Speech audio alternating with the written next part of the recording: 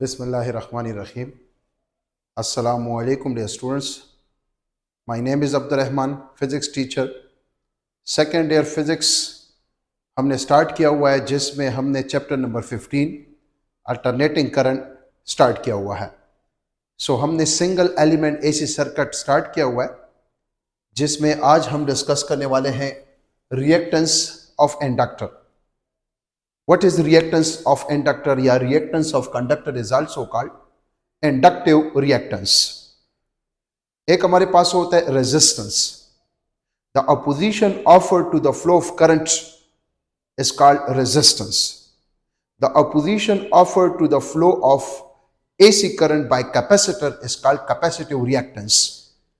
The opposition offered to the flow of current by inductor is known as inductive reactance। Inductor तो already students आप लोग जानते हैं कि what is inductor, a coil of negligible resistance and have high inductance is known as inductor. So inductive reactance, the opposition offered by inductor to the flow of AC current is known as inductive reactance. अगर देखा जाए, ये हमने एक circuit हमारे पास है जिसमें एक इंडक्टर लगा हुआ है, जिसका इंडक्टेंस है L या सेल्फ इंडक्टेंस है L। यहां पर हमने AC दिया हुआ है। सो इंडक्टर का काम क्या होता है, ये अगर देखा जाए करंट को अपोज करते हैं या चेंज इन करंट को अपोज करता है। अगर देखा जाए, इस कॉइल को हमने यहां पर AC करंट के साथ अटैच किया हुआ है। No in first half cycle the current flow in this direction and in next half cycle this is negative, this is positive, the current will be flow in this direction. It means the change in current अगर देखा जिस conductor इस inductor को मिल रहा है, और inductor का काम यह होता है कि ये चेंज इन करंट को अपोज करता है, which is called inductive reactance. Inductor oppose the change in current. Reactance means opposition. जिस तरह रेजिस्टेंस मीन्स अपोजिशन, इसी तरह रिएक्टेंस मीन्स अपोजिशन। वहां पर रेजिस्टर की रेजिस्टेंस होता है और इंडक्टर का इंडक्टेंस होता है। It depend upon the frequency of AC current. याद रखें, ये जो हमारे पास रिएक्टेंस है, ये फ्रीक्वेंसी पे डिपेंड करता है, फ्रीक्वेंसी ऑफ एसी पे डिपेंड करता है। लेकिन जो रेजिस्टेंस है वो फ्रीक्वेंसी पे डिपेंड नहीं करता। That is the main difference between resistance and reactance. Resistance does not depend upon frequency, but reactance depend upon frequency of AC. It is denoted by X sub L। अगर देखा जाए, the SI unit is ohm. जिस तरह हमारे पास ohm law के मुताबिक V is equal to IR, no R is equal to V by I। Similarly यहां पर VRMS, AC के केस में हम RMS वैल्यूज लेते हैं। VRMS is equal to IRMS into X sub L, या X sub L is equal to VRMS to the IRMS। जिस तरह R is equal to V by I, जिस तरह कल हमने पढ़ा था X sub C is equal to VRMS divide by IRMS। आज हम पढ़ रहे हैं X sub L is equal to VRMS divide by IRMS। The ratio of the VRMS to IRMS is known as X sub L, which is called inductive reactance या which is called reactance of inductor. X sub, याद रखें, हम जानते हैं VRMS बराबर होता है V not divide bye √2 या 0.707 ऑफ V नॉट। IRMS बराबर होता है I नॉट डिवाइडेड बाय √2 या 0.707 ऑफ I नॉट। ये दोनों वैल्यूज यहां पर पुट कर लें। सो ये जो 0.707 cancel. So X sub L is equal to V not divide by I not. The ratio of the peak voltage to the peak current of AC is known as X sub L। और इसी तरह हमने X sub C को भी define किया था।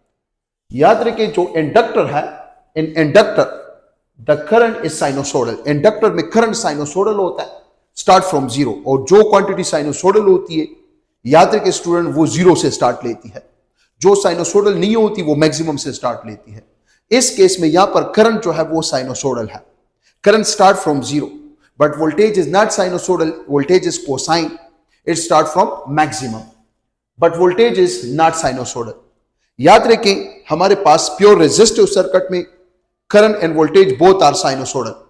Current भी zero से स्टार्ट लेता था और वोल्टेज भी। जैसे हम रेजिस्टिव सर्किट में स्विच ऑन करते थे तो करंट भी जीरो से स्टार्ट लेता था और वोल्टेज भी जीरो से स्टार्ट लेता था। फिर हमने पढ़ा इन प्योर कैपेसिटिव सर्किट।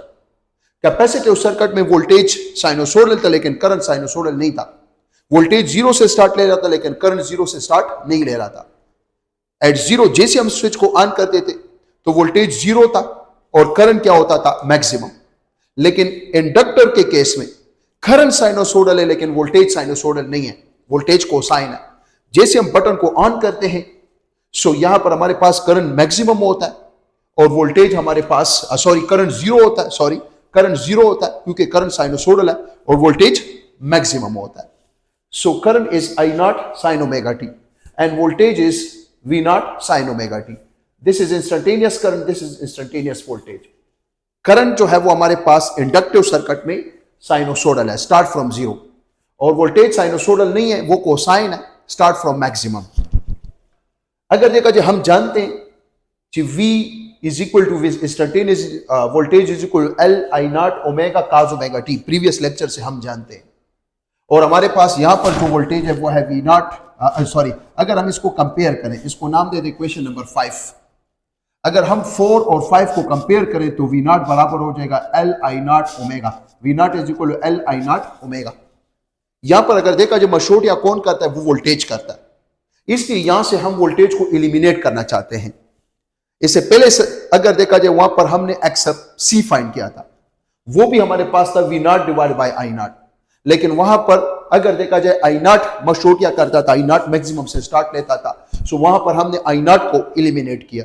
यहां पर हम V नॉट को एलिमिनेट करना चाहते हैं, सो V नॉट की जगह L I not into omega put कर लें यहां पर, सो ये हो जाएगा L I नॉट ओमेगा। यहां पर अगर देखा जाए दोनों cancel, so X sub L is equal to L into omega. What is L? Inductor का सेल्फ इंडक्टेंस है। What is omega? Where omega is the angular frequency of a rectangular coil in AC generator. और हम जानते हैं students से omega 2 pi by T के बराबर है, या omega is equal to 2 pi F. इस ओमेगा की जगह अगर मैं 2 पाई एफ पुट करूं, so X sub L which is called inductive reactance, the opposition offered to the flow of AC is known as X sub L, which is equal to 2 pi FL. What is F? Where F is the frequency of the AC quantity, means alternating current, and L is the self inductance. X sub L जो है ये दो चीजों पे depend करता है, frequency of alternating quantity and self inductance L। यहां पर अगर देखा जाए स्टूडेंट्स, हम कह सकते हैं कि X sub L is directly proportional to the frequency of the alternating quantity. Higher the frequency, higher will be the opposition. अगर हम प्योर डीसी की बात करें, प्योर डीसी करंट, उसकी फ्रीक्वेंसी क्या होती है? जीरो। प्योर डीसी की अगर frequency zero, no X sub L क्या हो जाता है? Zero. The opposition offered by inductor for DC is zero. The inductor is act as a short circuit if it has negligible resistance. अगर हम इस तरह इंडक्टर ले लें, कॉपर वायर से हम बनाए, having thick area of negligible resistance, या ऑलमोस्ट आइडियल केस अगर हम ले लें, सो अगर देखा जाए प्योर डीसी के लिए अपोजिशन ऑफर क्या होता है बाय इंडक्टर? जीरो। सो इधर मैंने लिखा हुआ है inductor of negligible resistance act as a short circuit. ये इसको करंट डीसी को अपोज नहीं करता, लेकिन बशर्त कि अगर हम आइडियल इंडक्टर ले लें जिसका रेजिस्टेंस नेग्लिजिबल हो। अगर हम एसी की बात करें, एसी की frequency non zero, opposition offer is non zero. अगर देखा जाए हम यहां पर बात कर सकते हैं कि हमारे पास जितनी हम फ्रीक्वेंसी को बढ़ाते हैं, अगर जो हमारे पास रेक्टेंगुलर कॉइल है एसी जनरेटर में, उसकी जितनी एंगुलर फ्रीक्वेंसी में इजाफा करते हैं, उतना अल्टरनेटिंग क्वांटिटी की जो फ्रीक्वेंसी होती है वो बढ़ती है, और फ्रीक्वेंसी के बढ़ने से एक्स सब एल बढ़ेगा। नो हाइयर द फ्रीक्वेंसी यहां पर अगर मैं लिख लूं कि X sub L is proportional to the frequency, higher the frequency of the AC quantity, higher will be the opposition offered. Lower the frequency of the AC quantity, lower will be the opposition offered. मतलब high frequency of AC को ये क्या करता है? High opposition offer करता है। और low frequency of AC को लो अपोजिशन ऑफर करता है। सो ये एज अ फिल्टर भी काम करता है। किसी सर्किट में हाई फ्रीक्वेंसी को ब्लॉक करता है या अपोज ज्यादा करता है, लो फ्रीक्वेंसी को कम अपोज करता है, उसको अलो करता है। स्टूडेंट्स, अगर देखा जाए इन कैपेसिटर या और इन इंडक्टर, कैपेसिटर के केस में X sub C is equal to 1/2 pi F C और इंडक्टर के केस में X sub L is equal to 2 pi F L. अगर देखा जाए, अगर हम डीसी ले लें, pure DC, no pure DC की frequency 0, any number divide by 0, result is 0, X sub C is infinite. The opposition offer by capacitor for pure DC is infinity. अगर देखा जाए जो कैपेसिटर है वो एज अ इंसुलेटर काम करते हैं डीसी के लिए, और डीसी की frequency 0, no X sub L is equal to 0। The opposition offer by inductor for pure DC is equal to 0। Almost अगर हम निग्लिजिबल रेजिस्टेंस ले लें इंडक्टर का, सो फिर inductor as a short circuit काम करता है, एज अ कंडक्टर काम करता है डीसी के लिए, और कैपेसिटर के लिए अगर देखा जाए ये जो है क्या करता है, अगर देखें ये डीसी को ब्लॉक करता है। लेकिन स्टूडेंट्स, अगर हम बात करें एसी की, तो एसी की फ्रीक्वेंसी जितना ज्यादा हाई फ्रीक्वेंसी, उतना opposition offer by capacitor small, और इस केस में जितनी फ्रीक्वेंसी ऑफ एसी ज्यादा होती है उतना opposition offer by inductor small, sorry high frequency के साथ डायरेक्ट रिलेशन है। सो ये हमारे पास इंपॉर्टेंट कंसेप्ट है। याद रखिए ये दो formulas, X sub C is equal to 1/2 pi F C और X sub L is equal to 2 pi F L. ये हमारे पास आज का टॉपिक था। एक छोटा सा और टॉपिक भी है, सब टॉपिक है एप्लीकेशन ऑफ चोक कॉइल या application of inductor. Choke coil या इंडक्टिव कॉइल क्या है स्टूडेंट्स, मैंने डिफाइन किया हुआ है, a setup या an arrangement in which a copper wire is wounded upon an iron core such that supply a constant AC। constant AC से मुराद RMS, क्योंकि AC में हम RMS वैल्यूज लेते हैं, to a circuit without any power loss। Students, हम जानते हैं कि इंडक्टर जो है वो पावर को लॉस नहीं करता, वो AC को या इलेक्ट्रिकल एनर्जी को स्टोर करता है। So what is choke coil? Choke coil क्या होता है? ये हमारे पास एक कोर है, सॉफ्ट आयरन कोर है, और इससे हम वायर को क्या करते हैं, वाउंड करते हैं। सो ये हमारे पास अगर देखा जाए क्या कहलाता है, इंडक्टिव चोक या चोक कॉइल कहलाता है। अगर हम इससे अल्टरनेटिंग करंट पास कर लें, this is positive, this is negative. So first अगर देखा जाए क्वार्टर साइकिल में, ये इंडक्टर है, फर्स्ट क्वार्टर साइकिल में 0 से 90 तक ये क्या करता है, स्टोर करता है एनर्जी को। किस फॉर्म में? मैग्नेटिक फील्ड में। हमने ये ऑलरेडी पढ़ा हुआ है, the power loss by inductor is equal to 0। First quarter cycle में इंडक्टर इलेक्ट्रिकल एनर्जी को स्टोर करता है in the form of magnetic field. Next quarter cycle में ये वापस क्या करता है, रिलीज करता है, release magnetic field to the source. Next third quarter cycle में ये वापस, क्योंकि ये नेगेटिव हो जाता है और ये positive, the current flow in this direction, तो ये दोबारा क्या कर लेता है, स्टोर कर लेता है in the form of magnetic field. और लास्ट क्वार्टर साइकिल में वापस क्या कर लेता है, रिलीज कर लेता है। किसको? सोर्स को। इसका मतलब है ये जो इंडक्टर है, ये अगर देखा जाए फर्स्ट क्वार्टर साइकिल में energy store, second quarter cycle में वापस, थर्ड क्वार्टर साइकिल में स्टोर इन ऑपोजिट डायरेक्शन, चौथे क्वार्टर साइकिल में वापस देता है। याद रखिए ये जो इंडक्टिव चोक है या चोक कॉइल है, आपने नाम सुना होगा, इसको हम इस्तेमाल करते हैं मोटरसाइकिल में भी। सर्दियों में अक्सर मोटरसाइकिल स्टार्ट नहीं होते तो हम उसको चोक देते हैं। चोक का काम क्या होता है, इंस्टेंट एनर्जी देना। या आपने देखा होगा ये जो ट्यूबलाइट्स होते हैं वो ऑन ऑफ नहीं होते तो हम कहते हैं इसका चोक खराब होगा। तो जो काम कैपेसिटर का है वो भी इंस्टेंट एनर्जी देता है, लेकिन वो स्टोर करते हैं इन the form of electric field. और जो हमारे पास चोक कॉइल है वो स्टोर करते हैं इन the form of magnetic field.